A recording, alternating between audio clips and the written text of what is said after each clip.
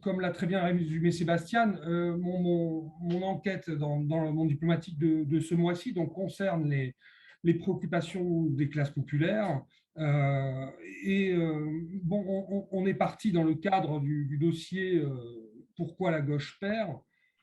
On est parti d'un présupposé, on s'est dit, tiens, mais est-ce que ça ne serait pas parce que justement les préoccupations des classes populaires ne sont pas enregistrées ou portées par les différentes organisations qui se revendiquent de la gauche. Donc le journal m'a chargé d'enquêter auprès des dites classes populaires. Donc j'ai fait une enquête, c'était de très longs entretiens de 5-6 heures chacun, auprès d'environ 35 personnes. Donc c'était en majorité des femmes. Et donc tout issu de cette classe sociale. Et j'ai essayé, alors pas de manière scientifique, hein, c'était vraiment profane, mais que ce soit assez représentatif, notamment d'une part par les professions et d'autre part par les lieux géographiques. Donc, c'est-à-dire que j'ai enquêté à la fois chez les publics populaires de banlieues, de grandes villes, de métropoles moyennes et des campagnes. Et le dernier point, pour vous raconter un peu comment j'ai fait mon enquête, c'était difficile et c'était pour moi un exercice inédit, tout simplement parce que je ne voulais pas à aucun moment induire des réponses, c'est-à-dire susciter des réponses chez mes enquêtés par mes propres questions. Donc, du coup, c'était des questions, les questions que je posais étaient vraiment très ouvertes, c'est-à-dire c'était à peu près, bon, alors, la politique, est-ce que ça vous intéresse? Non, pas du tout. Ça, c'était la réponse générale. Bon, mais alors, donc ma question était la suivante. Qu'est-ce qu'il faudrait, de quoi il faudrait que les gens parlent, les organisations parlent, pour que ça... Donc c'était très ouvert comme ça. J'essayais de susciter... Bon, par exemple, je n'interrogeais pas les gens directement en leur disant, tiens, qu'est-ce que vous pensez de l'immigration? Qu'est-ce que vous en pensez de l'emploi, de la sécurité, de la santé, etc. Je n'ai pas fait ça du tout et j'ai laissé venir, dans la mesure du possible, les préoccupations des gens. Donc, le premier, et donc ça a donné des résultats assez surprenants que je vais essayer de résumer brièvement parce qu'au fond, ce qui m'intéresse, c'est de discuter avec vous des résultats de cette enquête, moins de vous infliger 3/4 d'heure de monologue. Donc, les résultats, pour le résumer de manière brève, le premier, on est allé de surprise en surprise en fait dans cette enquête, puisque donc le premier c'était autour disons de la vie chère. Et donc ce que j'ai relevé, c'est effectivement le prix et le coût de la vie, notamment de la vie de tous les jours, qui était exorbitant. Et face à ce constat extrêmement douloureux, surtout tenu par les femmes, parce qu'en général, dans les ménages, ce sont elles qui font les comptes et non pas leur mari, la revendication qui émerge, ce n'est pas du tout ce qui est porté traditionnellement par les organisations de gauche, qu'elles soient syndicales ou politiques, c'est-à-dire une augmentation des salaires, mais bien plutôt un encadrement des prix, donc c'est-à-dire un plafonnement des prix et notamment des produits de première nécessité. Pour moi, ça me surprenait beaucoup et on m'a fait toujours la même réponse quand je demandais pourquoi est-ce que les hausses de salaire, par exemple un SMIC à 1 400 € ou à 1 500, disons, ça ne vous intéresse pas. Ah ben parce que, me répondait-on, si jamais ça augmente, tout le reste augmentera derrière. Donc, du coup, on préfère avoir une cinquantaine de produits de base qu'on utilise dans la vie de tous les jours plafonnés et pour être sûr que ça ne bouge pas. Et aussi parce que dans leur vie quotidienne, ce sont des gens qui passent leur temps à comparer les prix. On dirait vraiment des comparateurs de prix sur Internet type Opodo, donc c'est-à-dire qui sont capables, elles sont capables, la majorité sont des femmes, encore une fois, de vous dire le paquet de pâtes, ses fluctuations sur la dernière année et dans quelle grande surface il est moins cher, dans quelle épicerie il est plus cher, etc. etc. Et donc elles disent que c'est une activité absolument épuisante, comparer les prix sans arrêt, et au fond, sur le thème de la vie chère, du pouvoir d'achat, etc., dont on entend parler beaucoup les organisations de gauche notamment, mais pas seulement évidemment, eh bien, les hausses de salaire n'était pas plébiscité, mais bien plutôt l'encadrement des produits de première nécessité. Donc ça, c'était le premier point qui venait spontanément. Et le second, là, c'était une grande surprise aussi, c'était l'école. Bon, donc l'école des enfants, évidemment, et donc pas pour s'inquiéter des résultats scolaires, pas pour dire qu'on manquait de moyens ou que les classes étaient trop surchargées, etc., ce qui est là le discours traditionnel pour aller très vite des organisations, mais pour dire que l'école était extrêmement chère. Et donc, toutes ces familles font les mêmes constats. Donc, en plus, j'ai pu lire et regarder, consulter leur livre de compte, leur cahier de compte, ou alors ils le tiennent aussi par ordinateur. Donc, le prix de l'école plombe leur budget. Donc, quand je dis le prix de l'école, c'est le prix du périscolaire en général. Donc, c'est-à-dire tout ce qui est cantine, garderie, etc., quoi. Et quelquefois, ce sont des familles nombreuses et donc ces dépenses sont jugées par eux excessivement chères. Et ça se rajoute à un souci qui est le financement des études supérieures auxquelles tous pensent, donc c'est-à-dire les études après le bac, en disant mais de toute façon, on n'aura même pas le moyen de les payer, parce que ça suppose de trouver un logement, etc. etc. Et donc, du coup, c'était aussi un résultat surprenant par rapport à l'axe revendicatif général de la gauche, hein, qui est le manque de moyens réels hein, alloués à l'éducation nationale. Bon, c'est un discours absolument inaudible, je pense, en règle générale, là, dans les classes populaires, puisque leur premier souci, c'est de financer la scolarité de leurs enfants. Et par ailleurs, on entend là dans la campagne présidentielle de plus en plus, et ce n'est pas une nouveauté, toujours évoquer l'école parce qu'il y a la laïcité, il y a le problème des musulmans, du voile dans les sorties scolaires, etc. Bon, là, le résultat de mon enquête suggère que les préoccupations des classes populaires sont moins le voile lors des sorties piscines que le fait que l'école est chère. Et il me semble que c'est quelque chose que la gauche pourrait porter de manière assez efficace, puisque on rappelle toujours que Jules Ferry disait que l'école doit être laïque, certes, mais il disait aussi qu'elle devait être gratuite. Et, euh, et bon, voilà, donc pour ce deuxième axe qui revenait chez toutes ces familles. Et puis le troisième point, alors c'était l'omniprésence du travail. Sauf que le travail était systématiquement évoqué pour être relié à des problèmes de santé.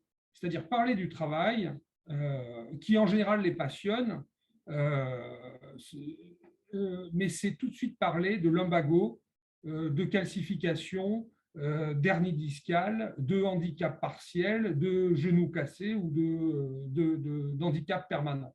Bon, parce qu'évidemment, ce sont tous des travailleurs manuels et donc ils notent que très très rapidement leurs activités y compris celles des femmes, hein, je pense en particulier aux travailleuses des crèches que j'ai rencontrées, qui soulèvent entre 2 et 3 tonnes par jour, c'est-à-dire à peu près autant qu'un ouvrier à la chaîne, et se retrouvent très rapidement à 30 ou 35 ans avec des problèmes de dos, des problèmes de surdité aussi très précoces à cause des cris des enfants, etc. Et donc là, ça débouche sur le constat qui est immédiatement fait que le travail brise et casse les corps, abîme, endommage les corps, débouche sur deux revendications. Déjà, la première, c'est qu'ils estiment être sous-payés, c'est-à-dire faire des travaux très durs, et par rapport au travail intellectuel qui, lui, serait, selon eux, surrémunéré par rapport au sien. Donc la revendication est simple, hein, c'est un alignement de la rémunération du travail manuel sur le travail intellectuel. Et le second point, c'est une demande de carrière courte. Alors là, quand on me demandait ça, quand on me disait ça, je donnais un peu la contradiction, donc exprès pour provoquer. Donc je disais que par exemple, François Hollande avait proposé des carrières courtes, finir à 60 ans pour ceux qui avaient commencé à 14, etc. Voilà. Bon, là, ce qu'on me répondait, c'est oui, oui, enfin, tout ça, c'est bien gentil, mais c'est du pipeau, puisque nous, à 50 ans, on est déjà foutu. Là, je les cite, je pense en particulier à 3 personnes, là, c'était des hommes, et je les cite dans le texte. Et au fond, ils ne s'embarrassent pas tellement avec des histoires de cotisation, de trucs, etc. Pour eux, le point de référence, c'est l'armée ou la police, en disant, ben voilà, là, ce sont des métiers où les gens partent en retraite très tôt, à 45, 50 ans, et ils disent, ben, pour nous, c'est ce qu'il faudrait pour éviter que nos corps soient trop précocement endommagés. Voilà pour le troisième point. Le quatrième, c'est un point important et que j'ai réussi mais de manière très facile à corroborer par la statistique. Le quatrième point, c'est qu'ils sont en général donc tributaires d'un certain nombre d'aides sociales et dont ils soulignent tous que c'est la croix et la bannière pour les percevoir. Donc, ils mettent en comparaison le fait que quand ils ont des factures en retard, etc., on leur ponctionne des sommes sans problème et de manière informatique sur leur compte bancaire des gens en souffrance, mais qu'en revanche, quand il s'agit de solliciter telle administration publique pour avoir 120 € pour les enfants ou je ne sais combien pour le handicap du mari, etc., alors là, c'est la croix et la bannière, c'est des papiers à n'en plus finir. Maintenant, l'administration est dématérialisée, donc c'est très difficile, ça ne marche pas, personne ne répond au guichet, etc. Donc la revendication, là aussi, est très claire, c'est-à-dire qu'ils disent, voilà, lorsqu'on a droit à un certain nombre de choses, on souhaiterait que cela nous soit versé de manière automatique, et aussi automatique que quand on nous prélève des sommes que l'on doit. Et il y a un chiffre qui corrobore cette demande que je cite dans l'article.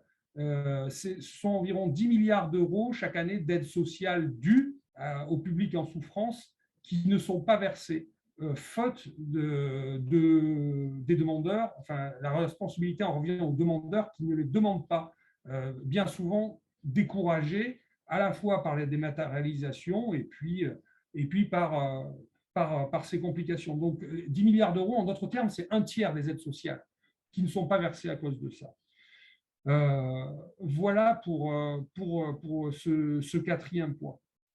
Et enfin, et j'en terminerai par là, pour privilégier le débat avec vous, je leur ai posé la question bon, puisque notre dossier, c'était pourquoi la gauche perd, donc je leur ai posé la question de qu'est-ce qu'était la gauche pour eux et à quelles organisations de gauche, syndicales, politiques ou associatives, peu importe, pourraient-ils ou feraient-ils confiance. Alors là, la réponse est unanime, c'est à aucune. Donc, les organisations sont toutes mises dans le même sac et sont critiquées pour plusieurs raisons. Alors là, que je vais résumer très très vite, hein, mais c'est à peu près parce que tous ces gens-là, donc les politiques et là spécifiquement ceux de gauche, ils sont là pour l'argent, ils sont là pour les places, ils sont là pour les honneurs, ils trahissent leurs promesses, ils font des beaux discours, mais on ne voit rien venir derrière, etc. etc. Donc, bon, une fois ça acté, la dernière question que je leur posais, je leur disais, d'accord, mais qu'est-ce qu'il faudrait pour que vous vous engagiez en politique, pour que vous ayez envie de rejoindre des organisations. Et donc là, la réponse était la suivante et à peu près homogène aussi. On voudrait une organisation qui nous ressemble. D'accord, disais-je, mais c'est-à-dire, d'abord, une organisation avec des gens comme nous, parce que sociologiquement, on sent très bien que ceux qui sont censés nous représenter ne sont pas comme nous, donc avec des gens issus des classes populaires, et par ailleurs, insistait-il, une organisation qui n'aurait pas, enfin, avec des gens comme nous, donc c'est-à-dire qui n'aurait pas pour but, d'abord, un but électoral. Parce qu'alors là, pour eux, les élections, tout ça, c'est un piège à pont, c'est machin, c'est la garantie des promesses non tenues, etc. Donc je leur dis d'accord, mais si elle était pas, si c'était pas une organisation à but électoral, qu'est-ce que ça serait? Ben, ça serait une organisation, me répondait-il, qui se soucierait de notre quotidien. Donc qui mettrait en place des choses de manière pratique, concrète, pour nos soucis. Donc, par exemple, de l'aide alimentaire, de l'aide, de l'assistance administrative sur les papiers dans lesquels on est souvent complètement paumé et débordé, du soutien scolaire pour nos gamins. Les loisirs aussi nous sont souvent interdits par manque d'argent, donc que cette organisation organise des sorties à prix réduit au cinéma, au théâtre, ou fasse des achats groupés dans une librairie, etc. Donc c'était un petit peu une demande, effectivement, d'une organisation qui à la fois sociologiquement leur ressemblerait, mais aussi qui se soucierait de leur vie concrète quotidienne et non pas, disait-il, qui feraient comme elles font actuellement des discours, etc., sans répercussion sur notre vie. Donc là, je, je les cite. Donc voilà à peu près pour un résumé très concis des résultats les plus saillants de mon enquête. Et je vous remercie de m'avoir écouté et je suis ravi qu'on en discute ensemble. Bien, ben, merci Pierre. Donc, il y a déjà un certain nombre de messages. Alors, je vais commencer en prenant les premiers qui arrivent, comme ça arrive. Parce que, alors, il y a tout de suite des interventions par rapport donc, au programme de la France Insoumise. Alors, il y a des gens qui parlent donc de la France Insoumise au début. Et pourquoi la France Insoumise, dont le programme s'adresse aux classes populaires et vise à améliorer leurs conditions, ne parvient pas à les mobiliser. Après, on a un autre message qui est un peu dans la même continuité. Mélenchon a annoncé cette semaine que sa première mesure à l'Élysée serait de bloquer les prix des produits de première nécessité. Y voyez-vous un réalignement du programme avec les priorités des classes populaires? Alors, bon, je pense que voilà, ça vient comme ça. Donc, est-ce que ce parti en particulier est susceptible de mobiliser les classes populaires? Dans votre enquête, avez-vous eu des retours par rapport à ça? Oui, alors simplement sur la proposition que vient de faire Jean-Luc Mélenchon, moi, alors à titre personnel, hein, enfin plutôt par rapport à mon enquête, je ne peux que m'en féliciter puisque ça rejoint les préoccupations de mes enquêtés, mais je ne pense pas que Jean-Luc Mélenchon lise Pierre Souchon du matin au soir, et je pense plutôt que cette proposition, il l'a faite, notamment parce que, et c'est une très bonne chose, hein, parce que ça a été une des propositions phares du mouvement des Gilets jaunes. Et donc, je crois que c'est une excellente chose. Donc, du coup, ça, c'est le premier point, spécifiquement par rapport à cette proposition. Mais cela dit, la question la plus importante est la première, c'est-à-dire, effectivement, le programme de la France Insoumise, dit la personne qui pose la question, est censé répondre aux attentes des classes populaires. Et pourquoi ce programme ne parvient pas à les mobiliser? Mais je pense alors il y a énormément de raisons, hein, évidemment, mais ce que je crois, c'est que c'était un petit peu ce que je disais, ce que je disais à la fin, c'est qu'il faut bien, enfin c'est pour le dire clairement, je pense que on ne mesurera jamais assez à quel point des propositions politiques, a fortiori dans un contexte de campagne électorale, tombent dans l'oreille de sourds quand on parle de classe populaire. C'est-à-dire que c'est rangé immédiatement dans le magasin des promesses qui ne seront jamais tenues. Ça, c'est le premier point. Et le second point, c'est de dire, et de toute façon, des promesses, ça fait 30 ans qu'ils en font, et c'est toujours les mêmes qui trinquent, à savoir nous. Donc, en d'autres termes, je reviens sur la proposition que les enquêtés faisaient eux-mêmes dans mon article, c'est que pour les classes populaires, la France insoumise, c'est exactement la même chose que les autres organisations, c'est-à-dire que ce sont des gens qui promettent des choses. Et à aucun moment donné, ce sont des gens qui, concrètement, sont là avec eux au quotidien, partagent leurs difficultés, leur proposent des solutions immédiates, concrètes, aux effets pratiques palpables.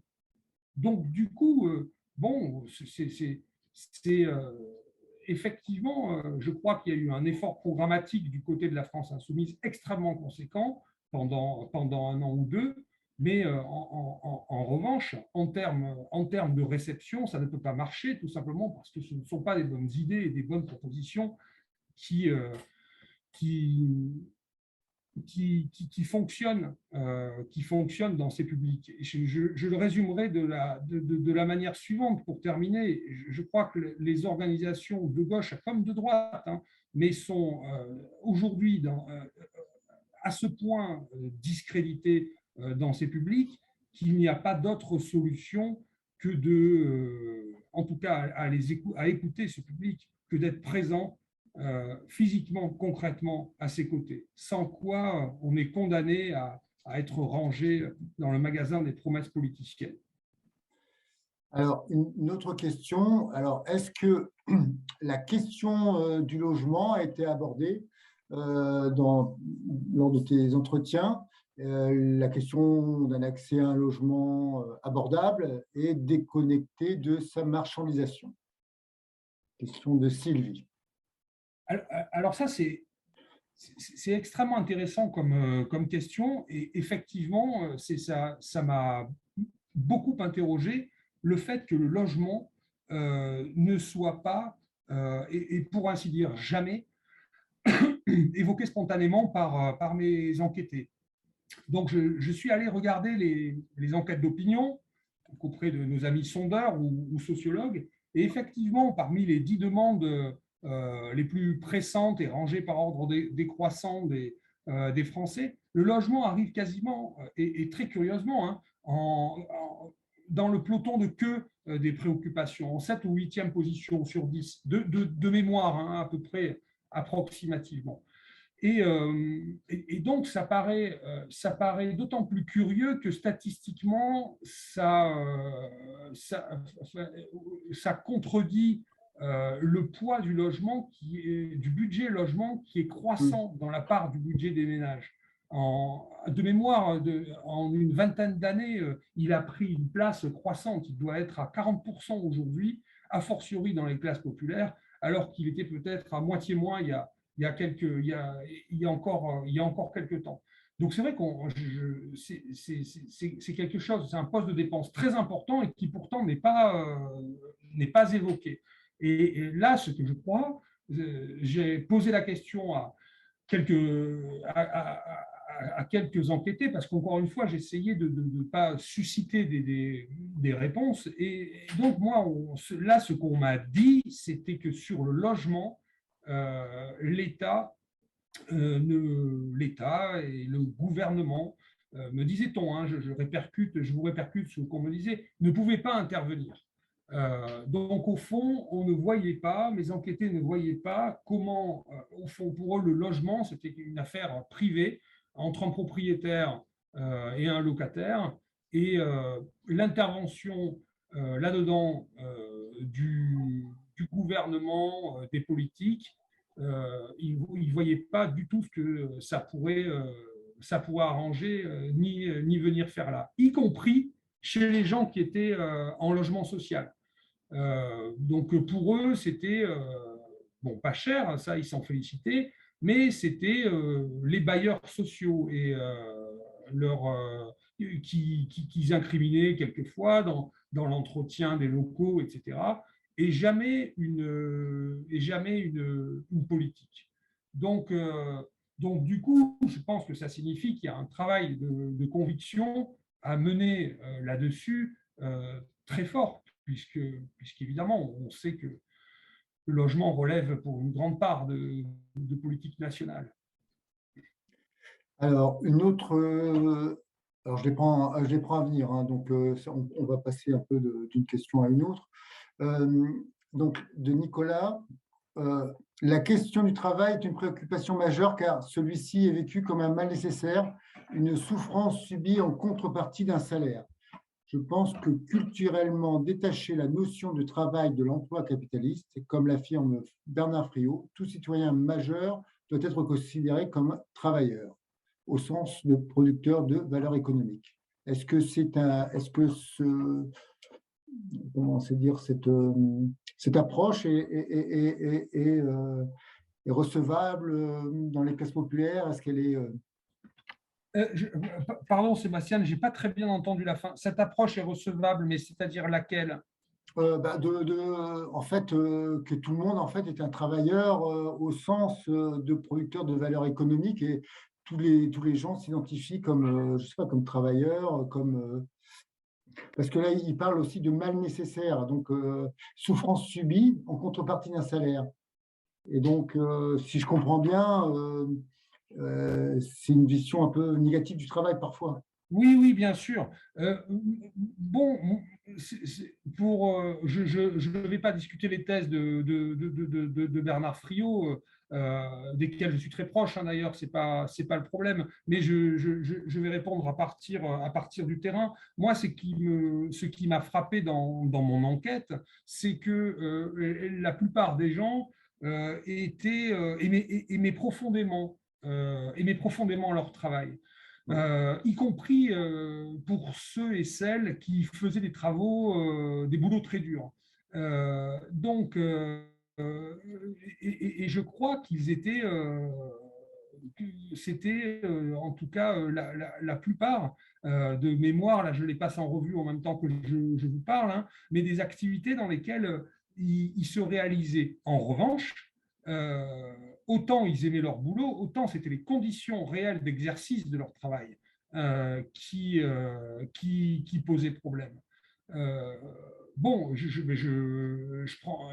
prends un exemple qui est d'actualité, hein, mais qu'on connaît tous pour le voir dans les médias ou proche de nous depuis un an ou deux. Combien d'infirmières et d'infirmiers quittent leur poste? On sait que c'est massif après 2 ans de pandémie. Et quand on les interroge, c'est absolument pas parce que par désaffection pour leur travail. C'est un travail qu'ils aiment profondément. En revanche, ils insistent tous sur le fait que, je les cite, ou à peu près, le faire comme ça, c'est plus du boulot. Donc, ils abandonnent. Et du coup, je crois que sur le travail, sans même parler de Bernard Friot, là l'urgence, elle est plutôt syndicale, c'est-à-dire c'est l'amélioration par la lutte des conditions de travail quotidiennes qui pourraient faire du bien aux gens. Alors là, j'ai Jean-Michel qui lui, pour compléter sa question par rapport, donc c'était par rapport aux Gilets jaunes, cela confirme l'absence idéologique de la gauche dans le débat actuel. Je rejoins pour ma part les analyses de Rosan Vallon qui met en avant une crise normale de la démocratie et de ses institutions. J'y vois plus. Le désir de liberté n'est pas nécessairement une donnée naturelle de l'histoire. Voilà. Le temps démocratique peut bien connaître une fin. Alors, je sais, là, je pense qu'on est le rapport aux institutions. Et voilà, donc c'est peut-être l'aspect dont tu as parlé de l'absence de confiance par rapport aux institutions actuelles ou la méfiance, la défiance, je ne sais pas comment on dit ça, moi, mais Est-ce que tu peux reprendre juste le début, Sébastien, s'il te plaît, de la question? Alors, en fait, c'est plus un avis, hein, donc, pour compléter ma question par rapport aux gilets jaunes, donc il avait posé, cela confirme l'absence idéologique de la gauche dans le débat actuel. Je rejoins pour ma part les analyses de Rosan Vallon, qui met en avant une crise normale de la démocratie et de ses institutions. La crise des gilets jaunes, je pense. Le désir de liberté n'est pas nécessairement une donnée naturelle de l'histoire. Le temps démocratique, donc c'est la démocratie en fait qui est en crise, si je comprends bien, peut très bien connaître une fin. Oui, alors là pour le coup, autant je discute avec grand plaisir les thèses de Bernard Friot, autant les thèses de Pierre Rosanvallon, alors je les discute avec beaucoup moins de plaisir, c'est-à-dire que oui, il peut parler, Pierre Rosanvallon, de l'absence de la fin probable de la démocratie et l'absence du désir de liberté, quand on a été l'idéologue pendant 30 ans de tous les renoncements de la gauche en pilotant notamment la transformation à droite, par la droite, de la CFDT, qui fut un syndicat magnifique, et en accompagnant tous les gouvernements socialistes depuis 1983 qui furent ceux du renoncement. Je pense qu'effectivement, le fait que le peuple ait déserté la gauche, on le doit beaucoup, et à commencer à Pierre Rosanvallon. Donc ça c'est le premier point. Mais le second, là où il a raison, c'est qu'il parle de l'absence idéologique de la gauche aujourd'hui. Bon, alors il faudrait déjà, je le répète quand même, hein, l'absence idéologique de la gauche aujourd'hui, on la doit beaucoup à Pierre Rosanvallon, par exemple, et à tous ses copains intellectuels de la Fondation Saint-Simon et de la CFDT qui ont tout fait pour que la gauche renonce à ce qu'il a fondé pendant une centaine d'années au mouvement ouvrier. Mais cela dit, je ne vais pas rebondir sur ce qu'il dit, parce que pour moi, ça, à mon sens, ça va bien au-delà d'une absence idéologique de la gauche. C'est qu'aujourd'hui, on a plutôt affaire, à mon avis, à une hégémonie idéologique presque totale de droite, voire d'extrême droite. Je discutais récemment dans le cadre d'une interview, je vous donne ce seul exemple, hein, mais avec Philippe Poutou, qui, comme vous le savez maintenant, est candidat à la présidentielle. Et donc, il me racontait son enfance, enfin son adolescence plutôt dans les années 80. Et il me disait qu'il était au lycée dans la région bordelaise. Et donc, il n'était pas militant, mais vaguement politisé, comme la plupart de ses copains. Et il me racontait qu'ils avaient tous, ses copains et copines, ou presque tous, la petite main jaune de SOS Racisme, touche pas à mon pote, quand ils étaient gamins. Donc, ils avaient 15 ou 16 ans. Bon, donc là, on est dans les années 80. Donc, du coup, il y a à ce moment-là, il est impossible, quand Philippe Poutou est au lycée avec la petite main jaune, d'entendre tous les jours à la télévision que les musulmans nous remplacent, que tout ceci est monstrueux, etc., etc. Ce sont des discours qui sont absolument inaudibles, et d'ailleurs cantonnés à un certain bord de l'échiquier politique, à l'époque groupusculaire, etc. Donc aujourd'hui, je n'ai pas besoin de vous parler ni de CNews, ni de Zemmour, bon, pour voir que c'est devenu, effectivement, c'est quelque chose qui est devenu quotidien.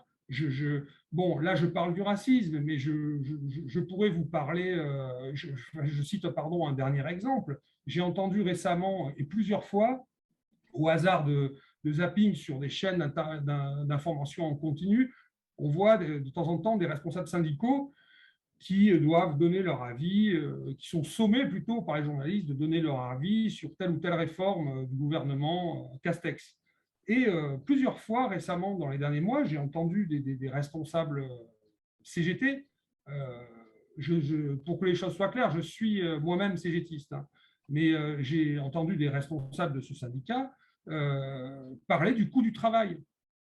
Et donc dire que oui, le coût du travail, c'est vrai en France, et ceci et cela. Donc, c'est-à-dire que là aussi, c'est la victoire complète de l'adversaire, et c'est son hégémonie idéologique. Jamais la gauche n'aurait parlé dans les années encore 80 ou même 90 du coût du travail, elle aurait rappelé immédiatement et dit, et elle savait que seul le travail créait la richesse et qu'il n'était pas un coût, que c'était bon. Et aujourd'hui, il arrive que les responsables syndicaux parlent comme ça. Donc, je crois que oui, c'est même pas qu'il y a une absence idéologique de la gauche, c'est qu'il y a une hégémonie idéologique du camp d'en face et qu'il va falloir mener une très rude bataille pour remonter la pente. Alors, tant qu'on y est, alors il y a quelqu'un, il y a un micro qui est pris, il faut couper le micro. Il y a un micro qui est, il faut le couper, ouais, voilà.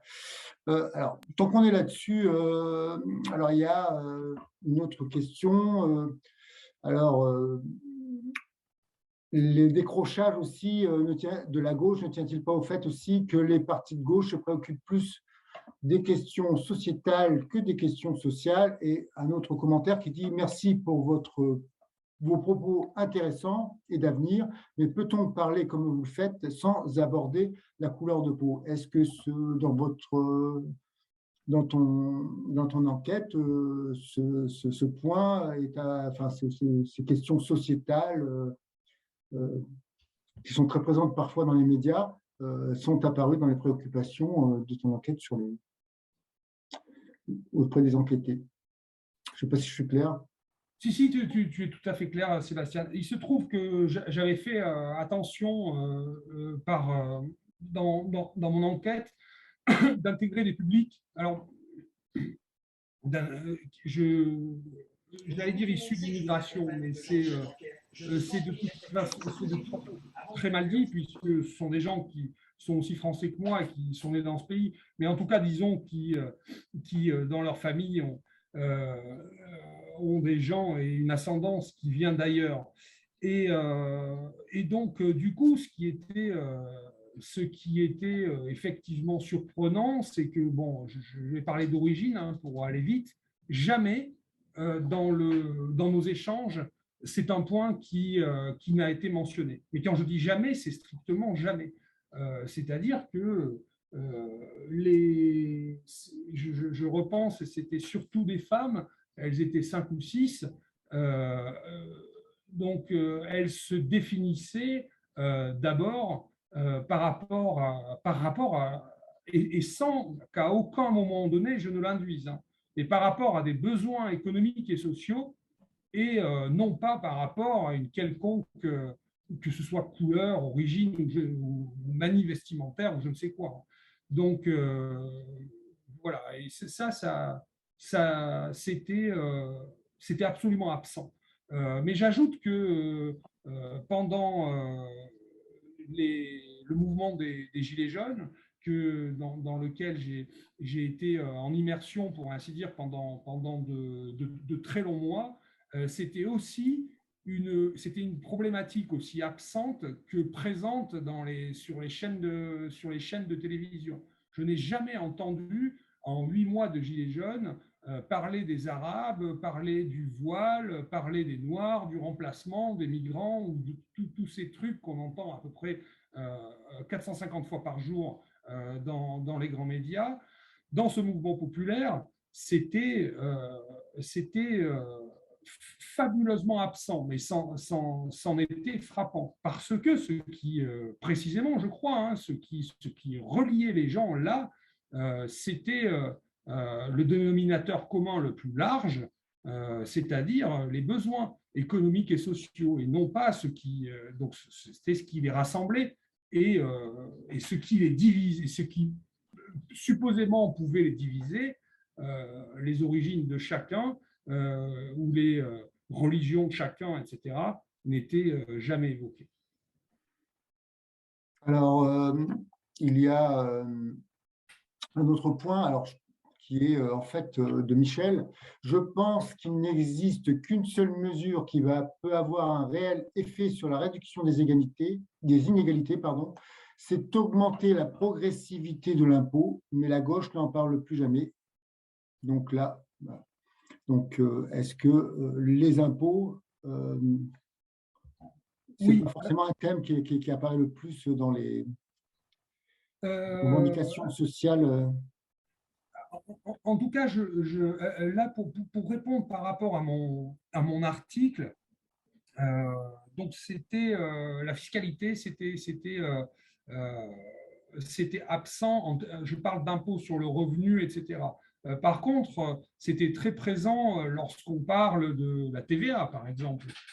Donc, les produits de première nécessité, c'est justement et l'encadrement des prix, c'est justement ça. C'est-à-dire, c'est la conscience que là, l'État peut agir via la fiscalité et jusqu'ici ne le fait pas. Et c'est évidemment aussi ce qui est reproché sur l'essence, parce que c'est sur l'essence que c'est le plus visible, ces fluctuations, beaucoup plus que sur le paquet de pâtes.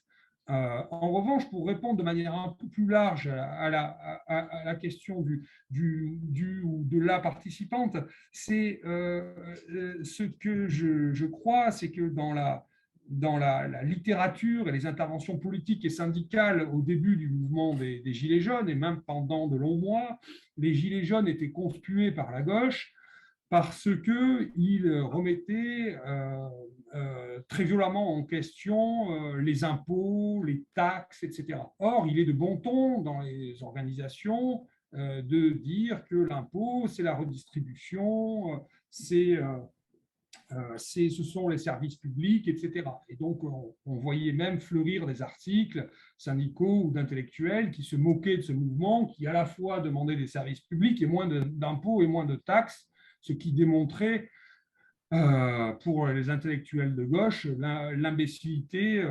du raisonnement et des mouvements. Bon, je crois qu'en réalité, là comme souvent, c'est la gauche elle-même et c'est les organisations politiques et syndicales qui ont perdu le nord sur l'impôt. Donc je répondrai moins sur la progressivité de l'impôt, qui est une question technique, et à laquelle je vous laisse, vous êtes certainement infiniment plus compétent que moi là-dessus, que je répondrai moins techniquement que politiquement, c'est-à-dire que je crois qu'au contraire, au contraire de ce qu'a dit la gauche syndicale et politique pendant des mois sur les revendications fiscales des Gilets jaunes, c'est à savoir qu'elles étaient nulles et voire poujadistes, eh bien, c'était excellent, car les Gilets jaunes nous rappelaient simplement un couplet de l'Internationale.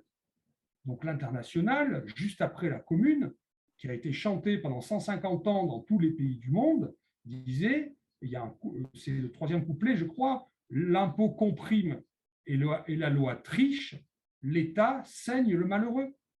Et donc, le mouvement ouvrier a su ça pendant un siècle, à savoir la nature de classe de l'État, qu'on appelait bourgeois à l'époque, et le fait que cet État de classe saigne via la fiscalité les classes populaires et favorise ses fondés de pouvoir par la même politique fiscale. Et c'était de manière très utile, ça précisément, que les Gilets jaunes nous rappelaient. Et malheureusement, je crois qu'on n'a pas su l'entendre. Alors, pour ne pas oublier Céline, qui me rappelle que j'avais oublié pour de route.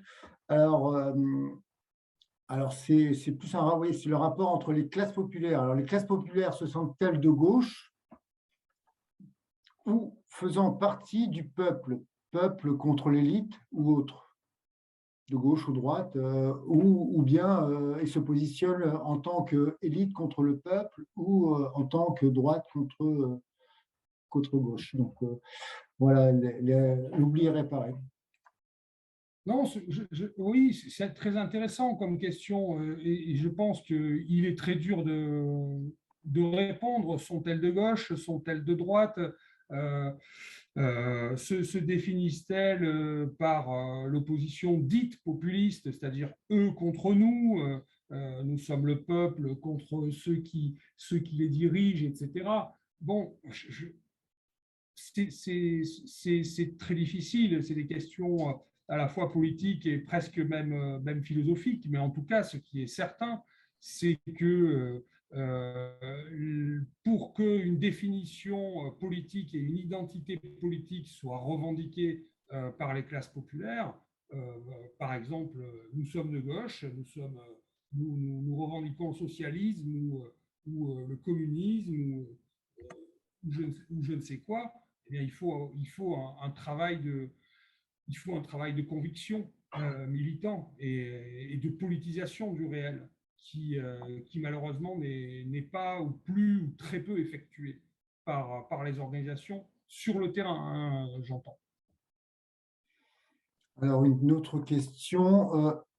Alors là, c'est plutôt le rôle de la commune, des collectivités locales. Est-ce que ces collectivités locales peuvent jouer un rôle justement pour recueillir les opinions et besoins des classes populaires? Est-ce que c'est encore un outil de solidarité qui est bien identifié par les classes populaires au niveau des collectivités locales, hein? Donc vraiment, je pense que c'est au niveau du maire, Oui, des agglos et tout ça, quoi. oui, alors ça c'est très intéressant. Je crois que, bon, je reviens encore aux Gilets jaunes, où, par exemple, vous vous souvenez, il y avait des cahiers de doléances qui avaient été institués un peu partout sur le territoire, dans les mairies, etc., en souvenir de 89. Et on entendait aussi très souvent, au moins au début, sur le rond-point, le discours suivant, c'est ici, on ne fait pas de politique, on ne parle pas de politique. Bon. Et j'ai remarqué, bon, moi c'était en Ardèche, mais un peu partout où j'ai pu aller, qu'il y avait une porosité très forte entre ce discours et le discours qui est tenu par les municipalités rurales. Vous voyez, les municipalités parce qu'il ne faut pas oublier que même s'il y avait des grandes manifs dans les métropoles, etc., des Gilets jaunes, c'était un mouvement essentiellement rural qui venait des campagnes. Or, quand on connaît un peu la campagne, les petits villages, les équipes municipales, souvent, disent attention, ici, on ne fait pas de politique. Donc, bon, on peut opposer des arguments à ce type de discours, mais il me semble que ce discours n'était pas tenu par hasard par ce public rural, parce que c'est précisément aussi le discours qui est tenu quand on fait de la politique villageoise. Et par ailleurs, on le voit dans toutes les enquêtes d'opinion, mais ça se vérifie sur le terrain de manière extrêmement simple. Et je peux en témoigner à la fois en tant que citoyen et en tant que journaliste. Les maires et mairesses, évidemment, en tout cas dans les territoires ruraux, sont extrêmement appréciés et plébiscités par les habitants pour la bonne et simple raison qu'ils sont vus un petit peu comme les pompiers, les urgentistes sociaux, les assistantes sociales de la commune. Ils sont dévoués aux uns aux autres, ils rendent service, ils font ce qu'ils peuvent.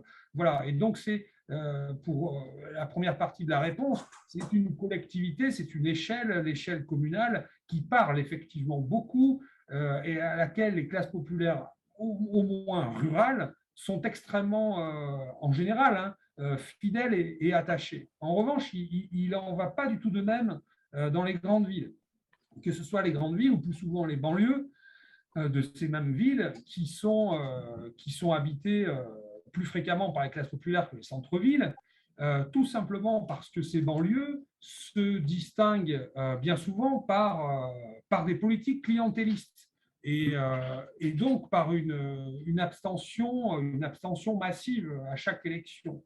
Je vous prends un exemple. Dans la ville de banlieue parisienne où je vis, donc que je connais un petit peu, une alliance de gauche dominée par le Parti communiste est passée au premier tour avec 60% des voix lors de la dernière élection municipale. Il y a 70 000 habitants dans la commune et donc 60% des voix, c'était une victoire écrasante des premiers tours, mais c'était 2900 voix sur la commune. Donc c'était pour ainsi dire rien. Et quand vous, donc dans un cadre de mémoire de 66% d'abstention, ou 67%. Et c'est un cas classique en grande ville. Et quand vous allez interroger les publics populaires de ces périphéries des grandes villes, alors là, la mairie est vue complètement à l'inverse de la manière dont elle est perçue en milieu rural, c'est-à-dire est vue comme vraiment pas un instrument d'oppression, mais en tout cas un instrument de division, et un truc politicien et magouilleur, un ennemi. Alors, il y a une question aussi. Est-ce que le RIC, je crois que c'est le référendum d'initiative citoyenne, c'est ça, a émergé dans votre enquête comme une revendication? Oui, alors,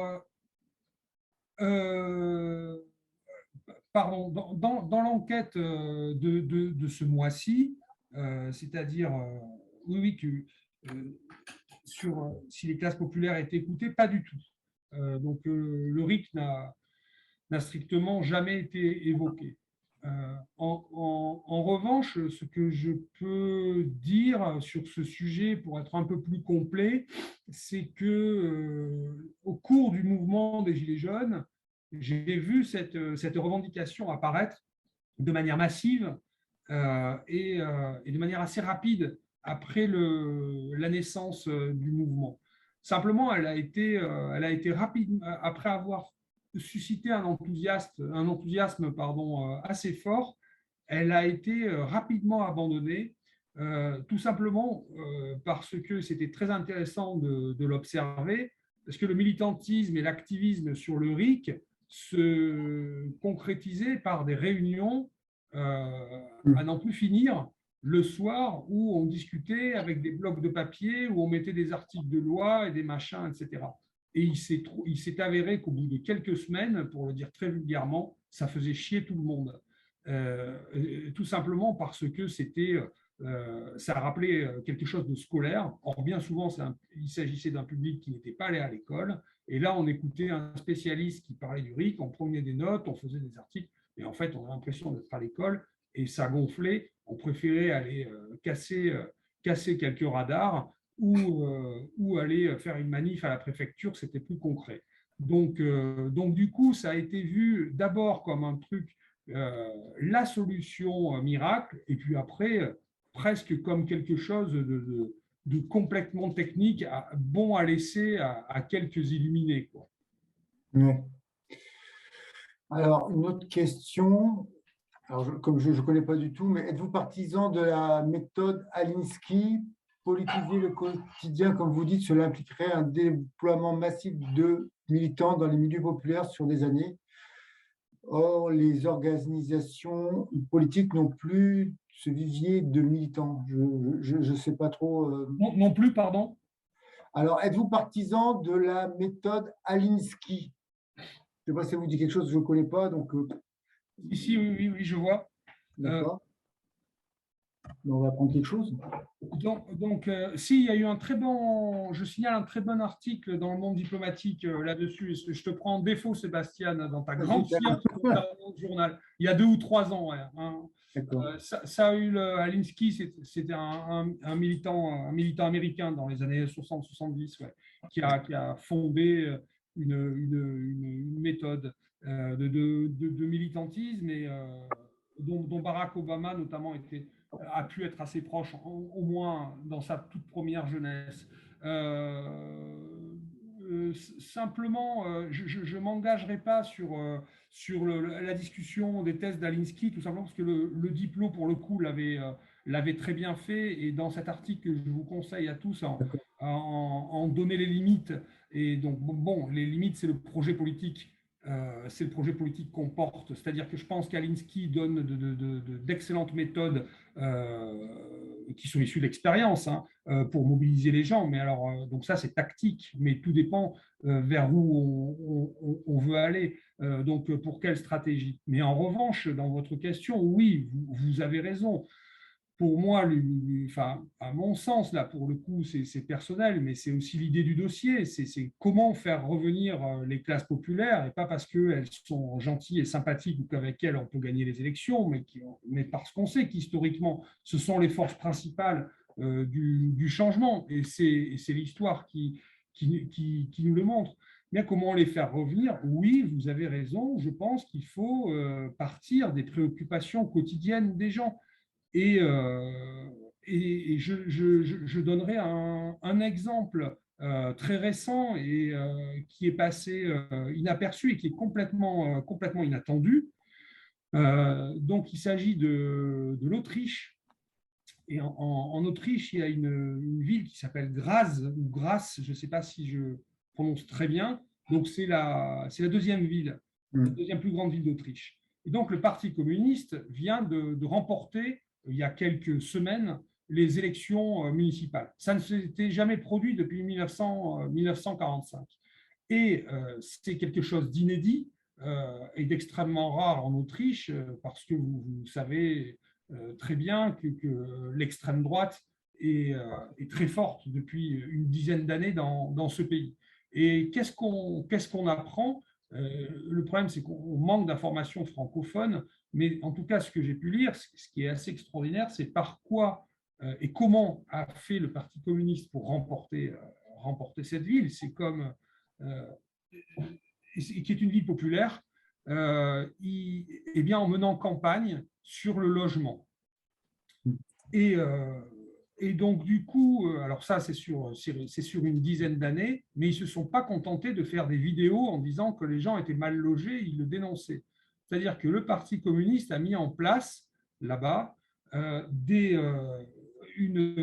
militants sur le terrain de manière très organisée qui, d'abord, ont enquêté, se sont rendus compte, deux, que le logement était la préoccupation principale des classes populaires dans la ville, et trois, ils ont mis en place un système d'aide pour les locataires des logements. Donc d'aide à tout, c'est-à-dire au dossier administratif, à la rénovation, sur les bailleurs qui foutaient rien, les appartements étaient dégueulasses, etc. Et on voyait même le conseiller régional et secrétaire général du Parti communiste qui venait chez les gens avec sa pince, c'est raconté dans les articles, sa pince réparer les lavabos. Avec la mise en place d'un numéro d'urgence pour les expulsions, les militants se déplaçaient, s'opposaient physiquement à la police, etc.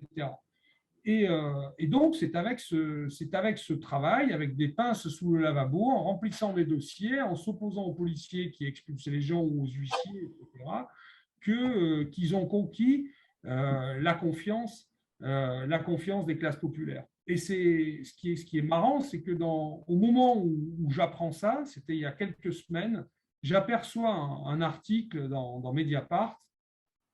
C'est un journal qui m'arrive de lire. Je fais des infidélités de temps en temps au monde diplomatique.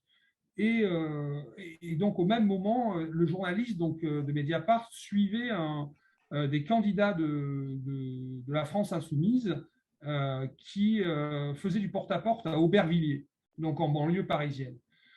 Donc, c'était très intéressant parce qu'il racontait les échanges entre les candidats qui étaient originaires d'Aubervilliers et les gens qui voulaient bien leur ouvrir la porte dans les bars HLM très déshérités de cette banlieue. Et évidemment, les gens. Alors, le journaliste insistait sur le fait que l'accueil était courtois, la discussion aussi, mais que très rapidement, les habitants leur disaient: mais oui, d'accord, mais pourquoi on vous voit maintenant? En fait, ça fait des années qu'on vit, c'est la merde, c'est dégueulasse, l'ascenseur ne marche plus, le bailleur veut rien faire, la vieille en bas, elle a 6 étages à monter, etc. Et là, en fait, vous venez nous vendre des salades parce que vous êtes, et nous parler de vous, c'est super ce que vous dites, parce qu'en fait, il y a des élections dans 2 semaines. Et pourquoi vous ne vous occupez pas de nous, là? Pourquoi vous voulez venir, vous venez nous voir que maintenant? Bon, et c'était simplement, je le résume très grossièrement là, hein, mais ça illustrait en creux, effectivement, le travail qui avait été effectué en Autriche et celui qui n'était pas effectué à Aubervilliers. En d'autres termes, il est impossible d'être audible avec des gens qui ont des difficultés quotidiennes très difficiles, et si on s'adresse à eux pour les élections, que ce soit via du porte-à-porte ou des vidéos YouTube. Alors, Bobby, quels sont les outils ou supports d'information des classes populaires et donc le chemin vers une politisation? Donc, c'est les réseaux sociaux, le journal ou le contact. Oui, je crois que pour répondre de manière très rapide, c'est désormais, ce que j'ai constaté, c'est qu'ils s'informent souvent via le téléphone, de moins en moins avec la télé. Et donc, sur le téléphone, ce qui est lu, j'allais dire, sans aucun mépris de ma part, hein, il s'agit simplement de l'observation d'une pratique. Donc, sur le téléphone, ce qu'on regarde, c'est tout et n'importe quoi. Donc c'est-à-dire, c'est tout ce qui tombe sous la main, tout ce qui est envoyé par les copains, tout ce qui peut faire le buzz, tout ce qui peut être affiché par des médias traditionnels. Et donc, on peut consulter indifféremment un article de Mediapart, une vidéo d'un complotiste québécois, un sketch d'Usul, qui est un humoriste très à gauche, et le partager, et une fake news délirante de Jacques Attali qui dit qu'il faut exterminer l'humanité. Donc, et cette espèce d'information extrêmement éclectique qui va puiser à toutes les sources, elle est favorisée par les algorithmes, les partages d'informations entre amis, etc. Quoi.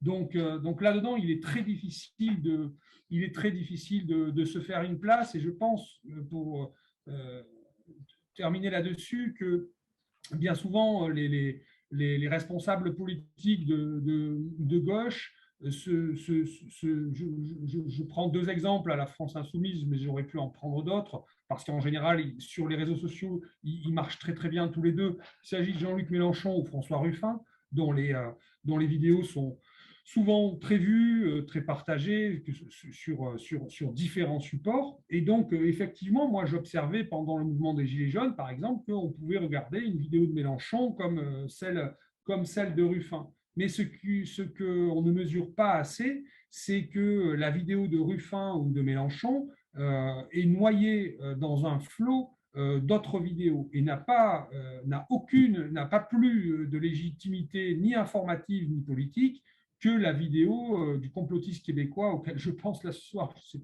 s'appelle Jean-Jacques Crèvecoeur, si vous voulez aller voir. Voilà, mais ce n'est pas pour lui faire de la pub. Donc voilà, en d'autres termes, souvent, je pense qu'un des réflexes qu'on pourrait avoir, c'est de se dire qu'il faut être absolument présent sur ce terrain. Oui, c'est juste, parce que dans la pratique, les classes populaires ne lisent pas tous les jours le Monde diplomatique, loin s'en faut. Mais en revanche, il faut avoir conscience que c'est un milieu extrêmement concurrentiel. Alors, on va en prendre encore quelques questions. Normalement, la vision, on a convenu d'arrêter à 8 heures pour que tout le monde aille souper. Alors, Maxime, si les enquêtés ne sont pas motivés par le changement de société via l'acte démocratique, le vote, comptent-ils changer? Comment comptent-ils changer le système? Veulent-ils d'ailleurs que le système change? Oui, ce que je crois, c'est que profondément, ils veulent absolument que le système change. Mais ça, c'est un point très intéressant que je mentionne d'ailleurs dans mon article et dont j'ai oublié de vous parler. C'est une esthéticienne, une jeune esthéticienne portugaise d'ailleurs, qui m'avait dit ça. On avait longuement discuté de ses envies, de ses revendications voilà, politiques. Donc, c'est quelqu'un qui en est, comme toutes mes enquêtées, qui en était très éloigné. Et elle a eu cette phrase de conclusion. Elle me dit, mais tu sais, de toute façon, la politique, ça ne change pas la vie. Et donc, je la cite dans mon article. Et alors, je me suis fait un plaisir de la citer, d'une part, parce que c'est plus ou moins ce que tous les gens m'ont dit, mais aussi d'autre part, parce que changer la vie, c'était le slogan de la gauche de 1980, qui, elle, prônait quand même une rupture, notamment avec le système économique qui nous domine actuellement. Et ce que je crois, c'est, pour reprendre les termes de la question, les termes de la question sont les suivants. Comment comptent-ils changer les choses s'ils ne vont pas voter? Et ce qu'il faut bien voir, c'est que le vote pour les classes populaires, aujourd'hui, elles sont effectivement massivement abstentionnistes, mais elles ne l'ont pas toujours été. C'est 76% des ouvriers de ce pays qui ont voté François Mitterrand en 1981. 76% dans un contexte d'abstention extrêmement faible. Aujourd'hui, bon, non seulement s'ils votent encore, ces gens ne votent plus politiquement là, mais là, il y a des raisons. Et les raisons, c'est justement qu'elles sont très bien résumées par mon esthéticienne portugaise, à laquelle je pense d'ailleurs avec émotion. C'est effectivement de renoncement en renoncement. On a inscrit dans la tête des classes populaires que la politique ne changeait pas la vie et surtout pas le vote. Mais il faut bien le comprendre, ça. Et c'est précisément pour cette raison qu'ils disent que pour eux, la politique, c'est autrement que ça se fait. C'est autrement et qu'ils souhaitent faire des choses concrètes, là, maintenant, tout de suite, qui changent la vie. Parce que les élections, ça ne la change pas. Voilà. Et donc, bon, il ne faut jamais donner du grain à moudre au pessimisme des gens, mais effectivement, n'importe qui pourrait dire oui, et si demain Jean-Luc Mélenchon est élu, oui, Alexis Tsipras a été élu aussi, etc. etc. Donc, bon, les élections, on le sait, oui, changent des choses, et même beaucoup, mais ça, c'est certain. Le mouvement social et les mouvements populaires aussi. Et l'idéal, c'est quand ils sont combinés à des processus électoraux. Mais là, pour l'instant, on n'a pas l'air de prendre ce chemin. Effectivement, ben, pour prolonger là-dessus, effectivement, si on supposait que la gauche gagne, une question de Jean-Michel, à supposer que la gauche gagne les élections à venir, à quoi servirait-il? Cela servirait-il, faute de programme de transformation, si ce n'est pour gérer le système actuel et donc de persévérer dans l'échec? Je crois qu'il y a résignation. Là, si j'ai bien compris la question, Sébastien, je pense qu'elle est très importante également, hein, et c'est un débat très intéressant. Moi, je vous remercie pour sa qualité, mais c'est que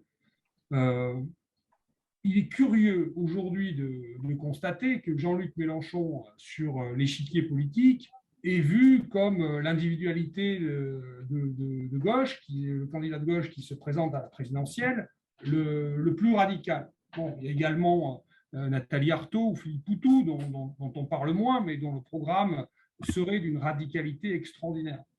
Moi, je vous propose un exercice, un exercice j'allais dire rigolo, mais qui est à la fois rigolo et tragique, c'est de prendre le programme commun de gouvernement qui avait été conclu entre le PS et le PCF dans les années 70.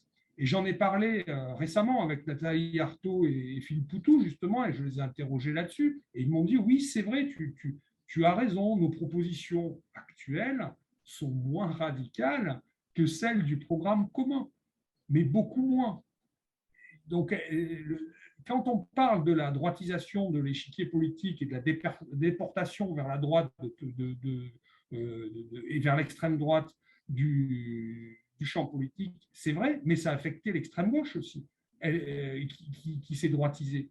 En d'autres termes, si aujourd'hui les propositions les plus radicales, qui sont celles de la France insoumise, du nouveau parti anticapitaliste ou de lutte ouvrière, ne sont pas sont beaucoup moins audacieuses que celles qui rassemblaient deux partis de gouvernement dans les années 70, effectivement, ça pose des questions, des questions graves, et notamment celle-ci, c'est-à-dire qu'à partir de cette constatation, mais qui n'est qu'historique et qui n'est que factuelle, eh bien, force est de constater que toutes les forces politiques de gauche aujourd'hui portent des propositions, et le participant a raison de le dire, réformistes. Il n'y a plus de pôle révolutionnaire en France. Les propositions de Nathalie Arthaud ou de Philippe Poutou, même elles, ne sont pas révolutionnaires. Elles sont réformistes. Et donc, c'est peut-être ça aussi. C'était peut-être ça, en tout cas, l'ambition de changer la vie, elle était adossée à un projet de transformation globale de la société. Aujourd'hui, ça n'existe plus. Cela n'existe plus, malheureusement. Et je crois qu'effectivement, c'est une grave carence stratégique pour la gauche. En d'autres termes, quand vous demandez, je m'étais amusé à ça il y a quelque temps pour une autre enquête, quand vous demandez, y compris à des militants, hein, alors là, cette fois en dehors des classes populaires, de résumer par exemple quel est le projet de société de Jean-Luc Mélenchon, ou je posais ce type de question, quel est le projet de société de Nathalie Arthaud ou de Yannick Jadot. Mais les gens ne savent pas le résumer. Ben, un monde plus juste, alors on dit des banalités un peu comme ça. Et donc, je crois que c'est une grave carence stratégique. On n'a plus, en tout cas, de récits, de contre-récits alternatifs à proposer. Et ça nous manque.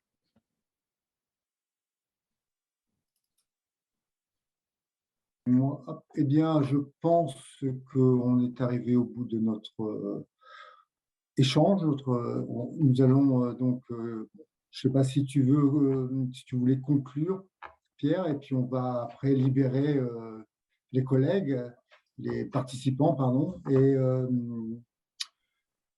en leur disant bien sûr de venir le 25 janvier à la rencontre avec Monsieur Gocho sur le Chili. Peut-être que ça donnera des idées, au moins en tout cas de l'optimisme.